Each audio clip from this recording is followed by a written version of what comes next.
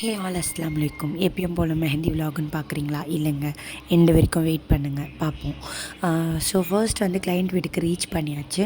ஆக்சுவலாக இவங்க ஒரு என்கேஜ்மெண்ட் ப்ரைட். ஸோ இவங்க கேட்ட மாதிரியே ஒரு டிசைனை வந்து ஃப்ரண்ட் அண்ட் பேக் போட்டுகிட்டே இருந்தேன். ஆக்சுவலாக சச் அ க்யூட் கிளைண்ட். இவங்களும் ஸ்வீட்டஸ்ட்டு. இவங்க வந்து யூகேலேருந்து இந்தியாவுக்கு வந்து வெட்டிங் பண்ணுறாங்க. ஆக்சுவலாக அவங்க பேரண்ட் வந்து என்னை வந்து மெஹந்திக்கு புக் பண்ணியிருந்தாங்க. ஸோ அவங்க கேட்ட மாதிரியே மெஹந்தி போட்டுகிட்டே இருக்கும்போது எனக்கு ஒரு கால், இந்த மாதிரி வந்து குரோம்பேட்டில் வந்து இந்த மாதிரி பார்ட்டி மேக்கப் பண்ணணும்னு சொல்லி.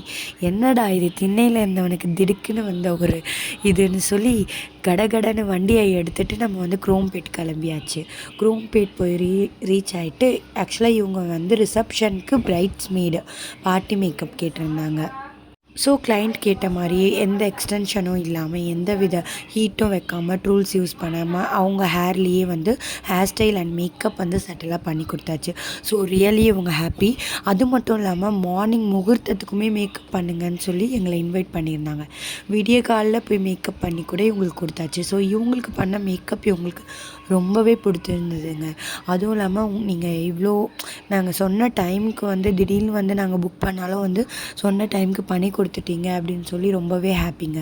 ஸோ உங்களுக்கும் உங்கள் பிக் டேக் இந்த மாதிரி டெவலப் பண்ணணுன்னா கண்டிப்பாக வந்து டிஎம் பண்ணுங்கள். பாய், தேங்க்யூ.